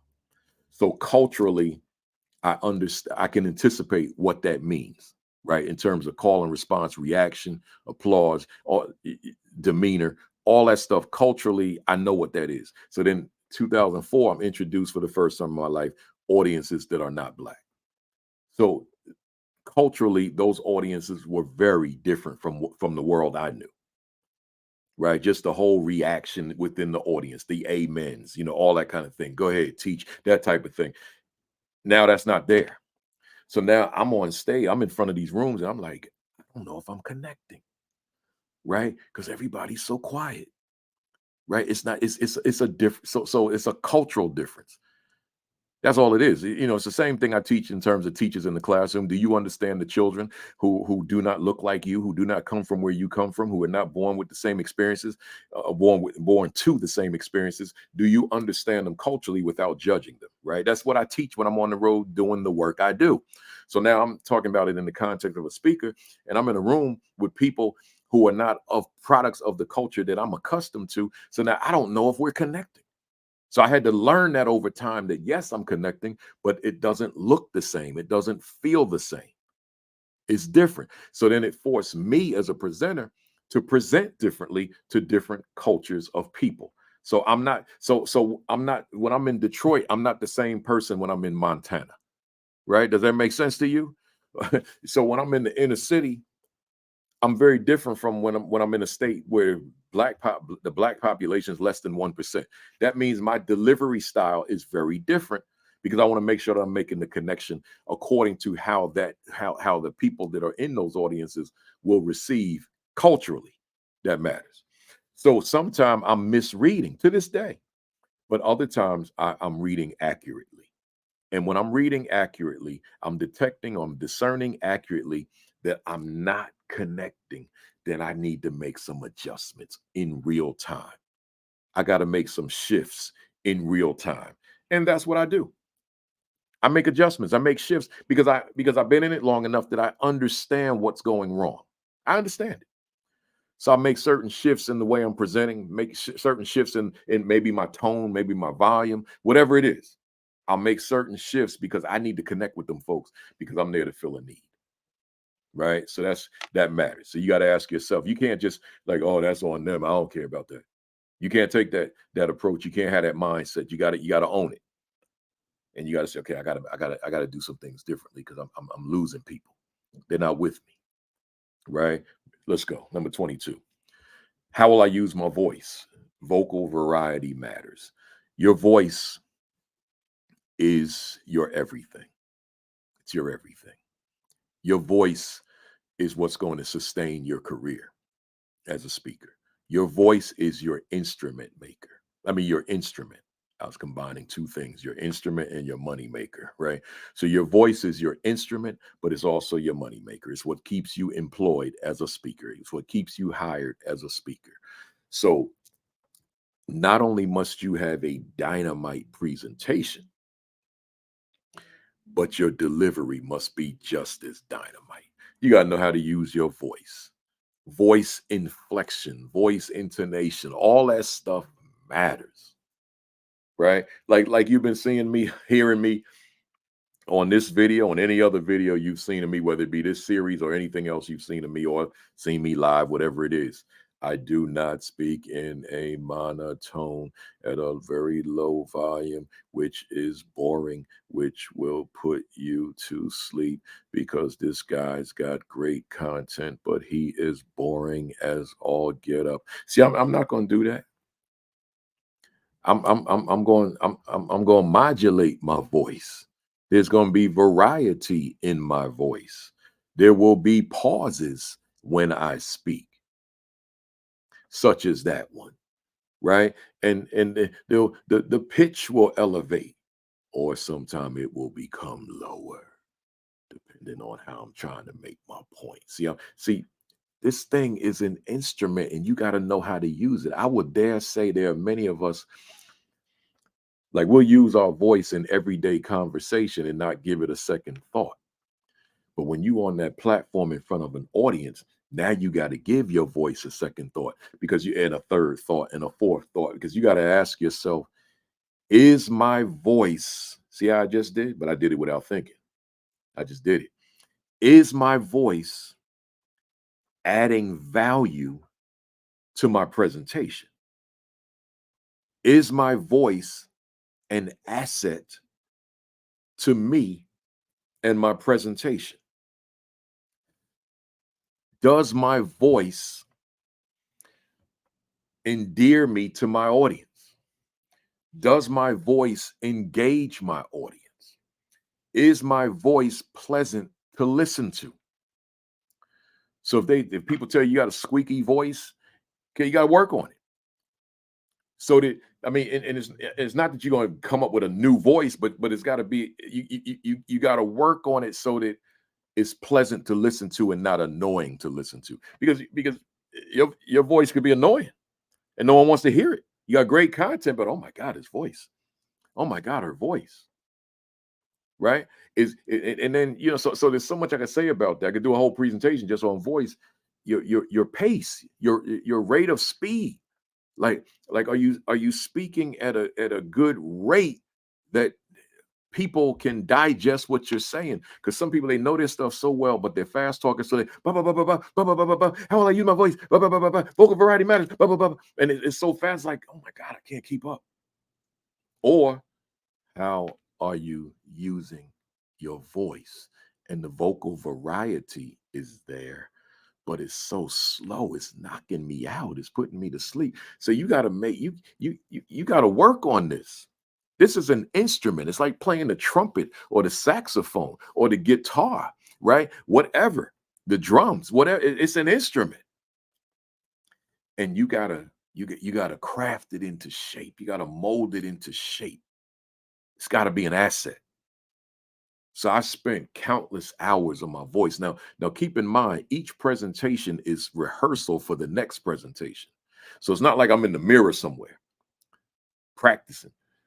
When I go on, when I go back on one of them stages or one of those platforms, I'm delivering, but by the same token, it's practice for the next one. Every time out is practice for the next one. Don't lose sight of that. So now you find yourself not only doing your presentation, but you're experimenting. Like here's a great analogy I'm gonna give you. A comedian. A comedian will go like the big time comedians. They got the big tour, right? But they'll go to the small comedy club and they'll practice new material because they don't have to worry about the big audience and they flop with stuff. It's a little small audience, man. You know. So now they'll practice certain jokes and delivery style, not just the joke, but the way they deliver the joke to the smaller audience and see how it comes across. And if they feel okay, it worked. Now they could take it to the arena, right? Or they could take it to the theater where they got the big audience because they practice it with the smaller audience. Well, that's what I do every day. But I'm not only practicing with the small audience, I'm practicing with the big audience. As I said before, every time out is rehearsal for the next time out. Keep that in the back of your mind. In fact, I would write that one down. Every presentation is practice for the next presentation. We getting there, y'all. Number 23. I told you I got 33 altogether. We're at an hour and 31 minutes now. What type of presentation will I deliver? And I don't need to spend a lot of time on this. So, in other words, there are various different kinds of presentations. There's manuscript, there's memorized, there's impromptu, there's extemporaneous, and then whether or not it'll be informational or where will it be persuasive. I'm gonna tell you right now, don't get up there with no manuscript and you read a script. That your career will be short lived, right? So that ain't what we doing. Memorize. I kind of frown on that one too. Sometimes you'll be in situations where the technology doesn't work, so you better be ready to go. So if technology fails, that will never be a problem for me on a keynote address. It can be a problem on a half day or full day only because I want the audience to be able to see some text. But in terms of me delivering content, I'll be fine. But I don't want to stand there without the PowerPoint in a workshop situation, a breakout situation, and I got no notes for them because then it looks like a full day keynote address, and that's not what we want. That's not an optimal way of an audience learning your content. But as far as my preparation, I'll be fine, but I don't want that. So I'm frowning upon the manuscript and the memorized. Now the impromptu, every now and then you like I've sat in an audience and someone said, "There's Kafele, come on up and say something to the crowd." All right, I'm ready for that. I ain't got nothing planned, but I'm ready. That's happened to me many times. I can't even count how many times. I'm ready. Right. But when I'm being paid to go somewhere, we ain't doing no impromptu. That means I'm just getting up there and going off the top of my head. No, I'm going there. I'm playing. That's the extemporaneous. I know my content. I plan this thing. I prepare for this thing, but I'm not up there trying to memorize things and just spit it out that way, right? But extemporaneous, that's who you want to be. You have planned, and you've got your notes there if you need them, and you got your PowerPoint presentation. But then is it an informational presentation? Probably. Persuasive, you're trying to get people to do something. And of course, in an informational, if you're there to help people to fill a need, then there's a chance that your combination informational and persuasive because you want to bring them around to doing things differently from how they've been doing it. Right. So that's a whole lecture there in terms of how to be persuasive. I will recommend the book though. Best book I ever read on being persuasive. How to Win Friends and Influence People by Dale Carnegie. think it was written in 1936. I got a copy sitting right there, but I don't want them YouTube copyright laws to get me. So, and I don't know if they do with books, but I'm just not going to take a chance on it because I don't want to do this video over because I put a book on the screen. But it's literally sitting right here. I'm looking at it right now. Right. So, How to Win Friends and Influence People by Dale Carnegie, man. I can't think of a better book to just learn and hone your persuasive skill, right? Bringing people around to your way of thinking, right? So enough there. We can keep moving. Number 24. Have I dialogue with the client about their needs? So I went all into that. So that's but ask yourself if you show up at a venue and you had no kind of conversation, no email, you just walking in there cold, then you better find that client before you set up. And you better ask that client, can I have 10 minutes? Because I need to know some things. Like if you didn't do your own homework and learn the demographics of the organization, like what's the racial demographic, right? Particularly if you're in the education space, right? You want to know that the socioeconomic demographic, and all the pertinent demographics. You need to know that, right? So I'm gonna do that. I'm gonna do my research on the school report card. Again, in the education space, a lot of people who watch these videos are probably educators because they're on my education channel. So I want to know, like, what's the achievement levels. Now I will have gotten that, but let's just say hypothetically, just for the sake of discussion, that I don't have that information. Well, it's readily accessible. It's on the internet, all schools. So their achievement data, their attendance data, their discipline data, all that's on the internet on the school's report card. So it's there. So if the client didn't give it to you, or you forgot to have the conversation, or they forgot and you were so busy that you thinking about the presentation but didn't get the information that you need, it's on the internet. And also usually the picture of the client, you can find that somewhere, whether between social media and the company website, the district website, somewhere. And that way you know what they look like. So when I walk in the building, usually when they're walking my way, I call them by their name. Hey, Dr. So and so. They're like, how you know my name? And I just say to them, because I did my homework. Right? They impressed with that. They're like, I ain't know that. I did my homework. It's not hard. Right? So make sure you do your homework. Number 25. We getting there, y'all. We almost there. Do I have all the details I need about the audience and the needs of the client? So, I got way ahead of myself. So I gave you that as well. But you need to know that. Know everything you can know about the group you're going to be talking to. Right? Number 26. Have I crafted a presentation that meets the needs of the client? See, I guess when I wrote this out, I knew what I wanted to cover, but then when I start talking, I just got ahead of myself. So, but the questions are still good for you to have, right? So, have I crafted a presentation that meets the needs of the client? So, in other words, you could have all these presentations in your computer, but then your client says, I want close and attitude gap, but I want you to address this, and I want you to address that, and I want you to address this and that. Well, that may not be in your canned presentation, right? Even though your canned presentation is great, it may those specifics may not be in them because those are unique to that school district, or unique to that school, unique to that company, unique to that organization, whatever it is.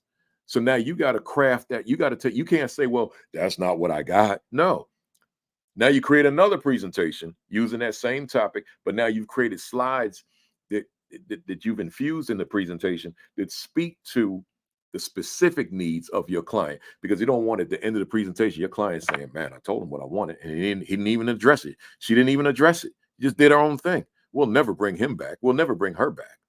And if anybody asks for a recommendation, we're gonna give them a bad recommendation. All that happens. So you got to make sure that you are speaking to what they want. Number 27. What is my presentation comprised of? Man, there's a lot there to that question, man. Like what you got in it? And again, I keep saying, you got to be audience focused. So make sure that as you craft that presentation, all their needs, because you've had the conversation, are addressed in there, not just your agenda. Because if it's just your agenda, then you could care less. What the message you're sending is that you could care less about the audience because it's all about you. So make sure that your presentation is all about the client. It's all about the audience. It's comprised of everything they need that you can deliver Because we ain't asking you to be everything, they're all things, all people. We're asking you to speak about things that you have an expertise in based on what the client knows of you. And therefore, your presentation is comprised of just that. And I might add, you're not going to, there may be some things you want to throw in there. Well, depending on your how you're connecting, and if your client doesn't have a problem with you deviating and throwing in some other things, I don't mean like, your little illustrations. I'm filled with stories. I got a story for every slide I got, right? So and the people know that. I tell them, I got illustration, I got stories. But if you go in and you decide to deviate into some other space that may not be something that they want their audience exposed to from you, you better check with the client first, because they may cut you off. Like, wait a minute, we ain't doing that, because you may feel that this is something necessary, but they may feel that this is something toxic, and because now you pushing your agenda instead of what they want from you. So you may feel like, man, I want to infuse this in the presentation, but you may be somewhere where politically this is not what they want to hear. And now you were building and building and building trust, and they rocking with you, and then you threw that bomb in there, and now they don't want to hear from you no more. Client mad at you, everybody mad at you. So you gotta know your audience. You got to know the environment, and you have to sense the politics there, so that you know that there's certain things. Yeah, it worked in that city, but it may not work in that town, right? I don't want to get in specifics with this, because I don't want this video to turn people off, and then they miss the bigger meaning of the video, and that is the message, right? Let's go. Number 28. How will I capture the attention of my audience in the intro? I haven't talked about this yet. The intro. So, in other words, I've seen it. I've called speakers to the side. A lot of folks call me OG in this business because I've been in it so long, and my age, I'm older than a lot of the speakers now. I don't know where the time went, but it went. I remember when I was a young speaker looking up, and now here I am, people calling me for information, which is why I'm making these videos. But I see folks go up there and they just go right to the body of the message. I see it, particularly with the younger or the lesser experienced speakers. They go up on the stage and they just right into the body. Nah, you can't capture it. You got to first capture their attention. And your bio is not the attention grabber. Your bio may pique curiosity, but that intro, that's the attention grabber.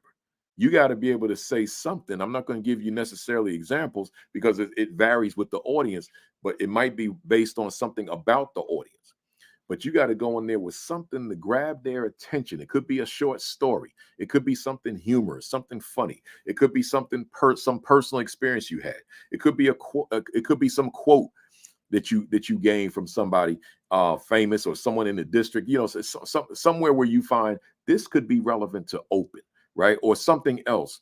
But a lot of if I'm in a sports town, for example, I just give you this example. I'm in a sports town, particularly a college sports town, and their team just had a big win, and I'm there on Saturday, and I'm there on Monday. I may take that win and tie it into something relevant as to why I'm in the room, and use that as an intro. And typically when it's a sports town, most of the people in the room, they rocking with that team anyway. And but there's always a risk, because there could be people in there that do not like that team. So you gotta be careful with that as well, because when there's rivals, like you go into a place like Kentucky, and you got Louisville and the University of Kentucky. Well, they take that stuff seriously. That's like their pro sports teams, those two colleges, right?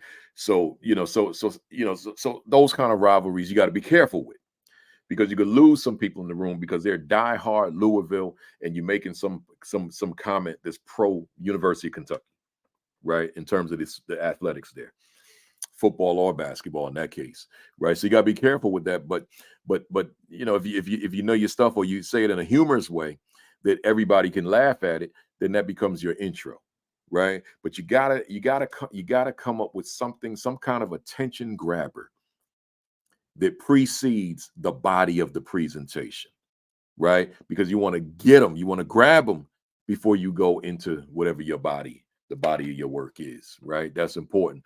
But then by the same token, How will I adjust when things are not going according to plan? Right. So before I was talking about when you're not connecting. Now I'm saying, okay, things, man, things are going awry. Like you detect that. And when once again, as I said, when you feel that you may be not connecting with the audience, you got to make those adjustments. You can't just you see that things are not going according to plan. You can't just keep going. You got to make some real-time adjustments that they may not necessarily know that you're making. They may think it's just a part of the presentation, but oh, I had to make some shifts here. This is not going well. It's not like yesterday. Yesterday they were with me, man. We were having church.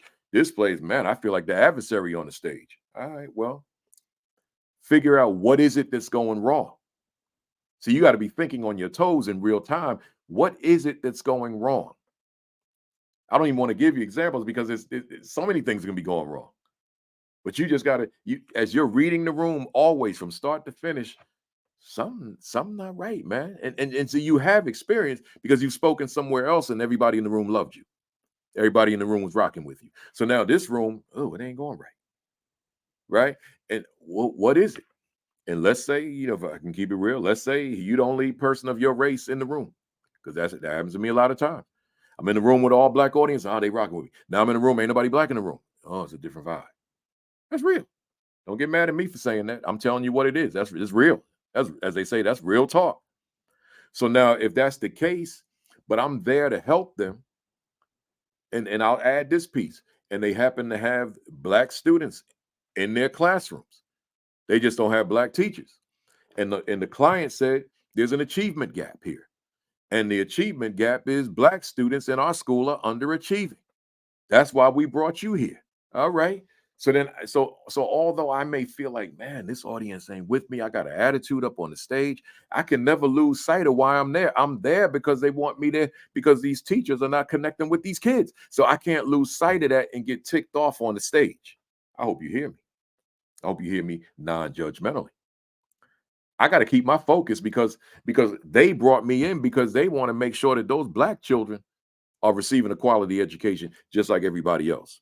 So I have to figure out, okay, how do I maneuver this thing so that I'm connecting with this audience that I feel I'm not making a connection with right now. I feel that what I'm doing is not going according to my plan. Not get mad, throw up my hands and say later for these people, because then those children that I was hired to come in here and connect with through their teacher, then it's like my mindset was later for them too. So I hope you heard me in that. If things are not going according to plan, you have to make some adjustments. Let's go. Number 30, we almost there. How will I close? Hmm. That's your call to action, or giving them something to remember, or closing the deal. I will never, ever get to the end of the body and say, well, y'all, that's it. Have a great day. Have a great conference. Nah, I have a signature close. And if you ever want to see my signature close, go to the same channel you're watching this video on. Look right at the bottom and it says AP and New Principles Academy. Go to live videos and click any of those videos. And at the start, you will see my closing. So the live videos, not the regular recorded videos, the live videos. Just click the past live videos or past live streams, whatever the wording is on YouTube. And I use as an intro to the live stream my closing video, my closing my close for a presentation, right? So I'm not saying to do what you see me doing. That's a little extreme when you see it. It's loud. But people that know me know that that's what I'm going to bring. That's how I close, right? And usually when I do that, it's people cheer, they clap loud, they root, they get on their feet, and they give me a standing ovation. And that is what I use that because on the one hand, it's a call to action, which when you listen to it, you'll understand what I mean. But on the other hand, it's giving them that last few words to remember us in the room together. And this is keynote closing. This is not full day workshop closing. And then lastly, it closes the deal. It puts a pin on the presentation. It drops mic. See, that's what it does. It drops the mic. So, but don't get up there and you give a powerful presentation and then you say, "Okay, folks, it was great talking to you. Good night." And I see people do it, and I pull them to the side. I can't tell you the number of people that people I know, not strangers.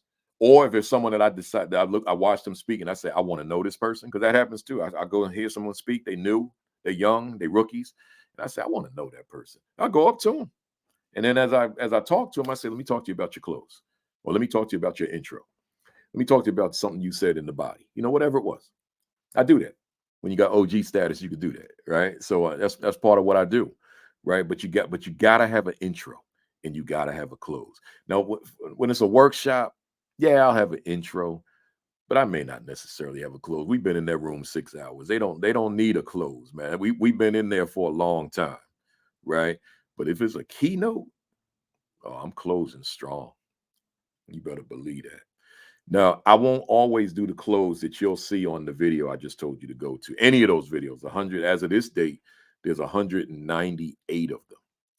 But you may see this 5 years later. It'd be like 300 of them, right? So, but whenever you see it, you'll see the video because I use the same video on all of them. The same video before I get to the live. That part's a recording. But you got to have a close. But I don't always use that close. Sometimes I tell a story, right? I tell a story, and that's my close. And typically, the story that I like telling is the story of when I had the heart attack, giving a keynote, and I give them detail, and it's a whole health message. It's a diet and exercise message, but I find it to be a great closing, right? So you come up with your signature close and see, like, the reason I use the word signature is because it's my regular close. So it's not a problem that people in the audience who have heard you before have heard the same close. That's not a problem because it's your signature. They expect it. It's amazing. Matter of fact, here, let me make the point for you. When I get to the close, people know you're getting ready to close, right? So I'll see people in the audience pull up their phone because they know I'm closing. So they'll pull up their phone. I got a bunch of people. They weren't filming the whole speech, but now when I'm getting ready to close, because they know what's coming, because they've heard me before. So they know that signature close is getting ready to occur. So now all these people in the room, they got the camera up and they get ready to film me closing because they want to capture that. That's why I call it signature, because that's my everyday close, unless I'm doing a story, right? So how will I close? Will it be a call to action? Am I going to give them something to remember? Am I going to close the deal and drop the mic? That matters. I got 3 more, y'all. Do I study my game film regularly? So in other words, you give a speech. In the world of sports, they look at the film during like in football, they look at the film all week, right? Just studying the film of the game that they play. Well, it works the same way in the speaking industry. You got to look at your film. Now, you could have like a lot of my speaker colleagues, they have a videographer come with them and they film them. So then they could study that film. Other places, or in other situations, there are people in the audience and they film and they post it online. So at least you have a portion of your presentation. But I'm not even talking about real film. When I say film, I'm talking about this. Carving out time. And if you're speaking on a regular basis, that time could be on the plane. So carving out time where you're just going to engage in some intense, and I got to put emphasis on that word, intense self-reflection. Just reflecting on who you were from start to finish, not start of the presentation, but start meaning when you walked in that facility. Were you reading the room? Were you asking the right questions? All that stuff, right? So just intense self-reflection of you so that now you can go to the next layer, self-assessment, so that you can assess you, right, in earnest.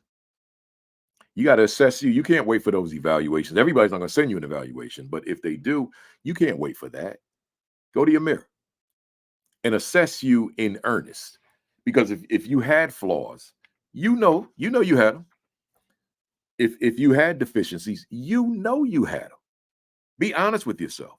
But using your mirrors symbolically, but using your pen or your electronics literally and writing down, journaling.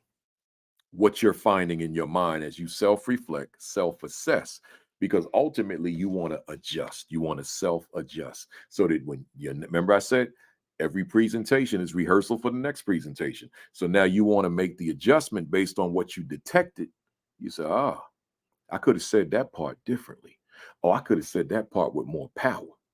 Oh, I could have explained this better. Oh, I should have put a pause right there, like I just did. Right. So all those kinds of things. Oh, during the Q&A, I didn't answer her thoroughly. Oh, during the Q&A, I came across a little obnoxious. Right. Whatever. But you want to be able to make that adjustment. But you got to journal this because you want to be able to refer back to it, with the ultimate goal being self improvement. So, again, that's self reflection, self assessment, self adjustment, self improvement. That comprises your game film. And you got to study that film regularly. And those football teams, they spend more time watching film than they do playing the game. In a lot of cases, they spend more time watching film than they do practicing for the next opponent. They spend a lot of time, basketball, all sports, they spend a lot of time watching film. Tennis players, they golf, everything. They spend a lot of time watching the film of themselves. So you could, if you want to pay the money, you can have a videographer film your whole presentations. I got colleagues that do that. Or you can be honest with the person here and engage in that deep self-reflection. Of course, the video would be better, but you got to be willing to pay that money. That's an investment because you're paying for that person. You're paying their flight. They're paying their lodging. You're paying for their time, right? So and then you're paying them for their editing. So you're paying a lot of money. And if you can afford that, then by all means, it's only going to make you better. If not, this is a great substitute.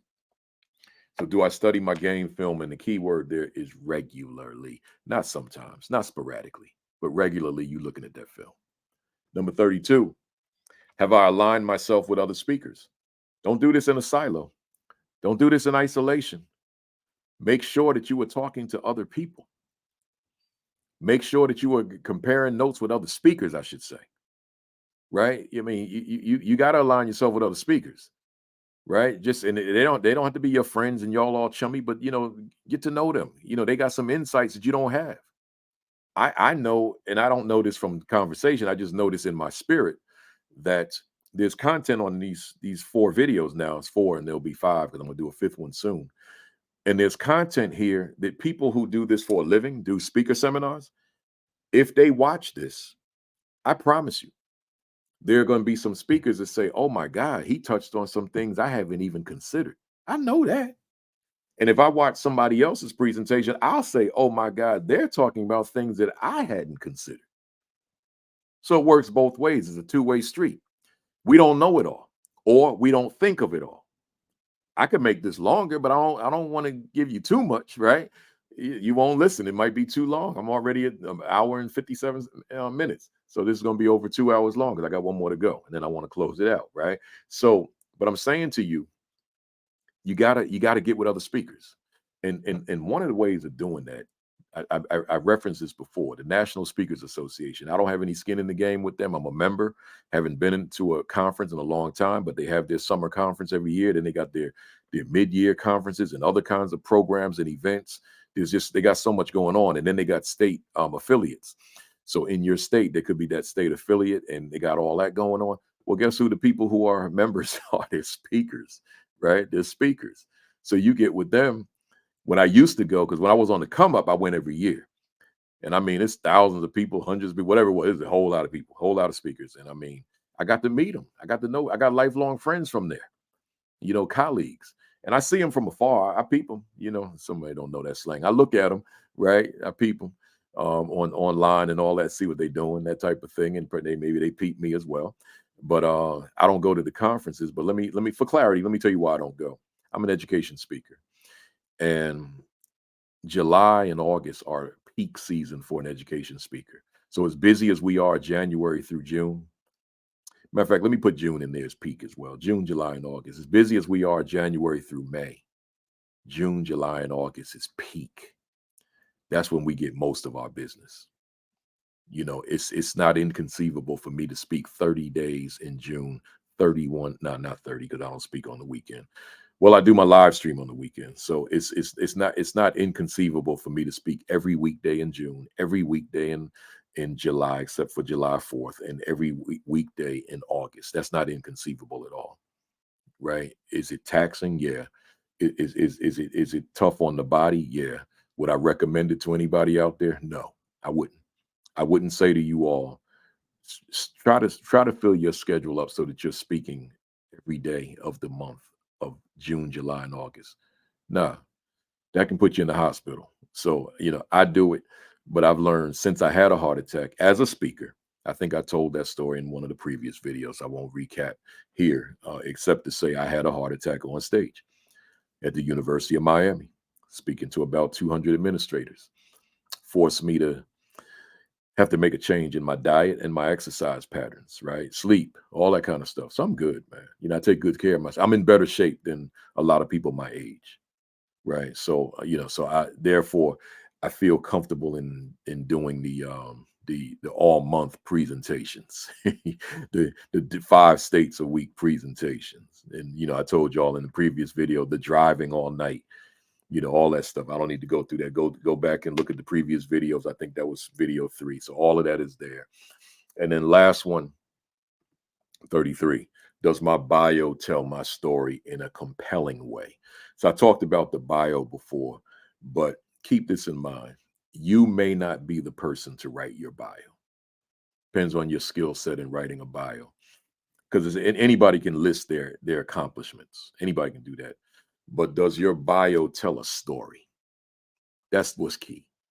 And a lot of times people are not going to call you if you have a website and your bio is on your website. If it's not on your website, then I have to question, what are you doing, right? You got to have a bio. But if your bio is on, assuming your bio is on your website, it may not be written in a way that client wants to go the extra step and make a phone call to you or send you an email. See, it just may not be compelling. It could have a list of accomplishments, but so what? I could find someone else with a list of accomplishments. But when it's written in a way that the person says, "Oh, yeah, I want this person." Like read mine. Go to principalkafele.com and you'll see what I mean, right?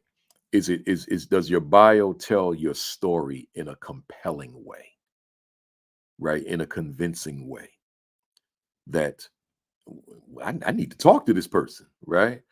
We need to get him or her to our program, to our event, to our in service, to our convocation, whatever you got going on. So your skill set. And if you're not the one to write it, don't write it. Hire somebody, or unless you got someone who will do it without a fee, get them to write it. Right. So I covered 33 areas, man. 33 areas. 2 hours and 2 minutes is where we are right now. 47 seconds. All free content, y'all. Y'all know that. I will be doing video 5, which will be dealing with the administrative aspect to speaking very soon. For those of you who are watching these, like as soon as I drop them, I'm gonna drop this one tonight, February 15th, 2024. So those of you that check it out tonight or tomorrow, that number 5 is coming real soon. And then I'll also say this: I have 4 videos on my Principal Kafele Speaks channel called Thoughts to Consider for Becoming a Best-Selling Author. I did those a few years ago. I was going through a midlife crisis with eyeglasses, and I'm wearing 4 different pairs of glasses in the 4 different videos, and it looks a little silly. I'm going to be doing those videos over, and of course, those were a few years ago, so I got newer content. So I'm going to be doing those soon and putting those on the same channel as this video, the AP and New Principles Academy. So lastly, if any of you are administrators in school or aspiring administrators, then you need to be watching the live video, the live stream as well. So if you're not familiar with it, because someone shared this to you and you're not part of the AP and New Principles Academy family, then go to the same channel. Just you see the channel right here on the screen. Click it. You can watch all the videos you missed. They're in video form on YouTube. As of today, there's 198 of them. 199 will be this Saturday, and then the big number 200 will be the following Saturday. And then join us live 10:55 right here on YouTube or Facebook at Principal Kafele or Twitter at Principal Kafele or LinkedIn at Principal Kafele, either one. And you can watch us live. But again, if you're an educator, if you're an aspiring leader, if you're an assistant principal, if you're a principal, if whether you be new or veteran, it's for you. But if you're at central office, you need this conversation as well, because especially if you're superintendent or assistant superintendent, because you may be misutilizing the principal or the assistant principal. I say that the assistant principal is the most misunderstood and underutilized position in all of education. So if you happen to be at the central office position or the superintendent position, and you know you got assistant principals who are sitting there doing discipline all day and supervising cafeterias all day, then you need to be a part of this Saturday Academy, right? So join me there. But other than that, y'all, I appreciate you listening. Hope you watched the entire video, and I hope you watched it more than once. I'm just giving you this free game to help you get to where you want to be as a speaker. Certainly to help you get to the level I'm at as a speaker, but maybe you want to go beyond me as a speaker. Well, I'm giving you this free game. So make sure you check us all, check them all out, and you feel free to drop me a line to say you watched, or even to say thank you. Particularly if you see if you're growing in this business, right? I have no problem hearing from you, knowing that I've got somebody out there that's benefiting from this, what I would say is good content. Matter of fact, I'll be so proud as to say great content to help you get to where you want to be. Other than that, see you in part 5.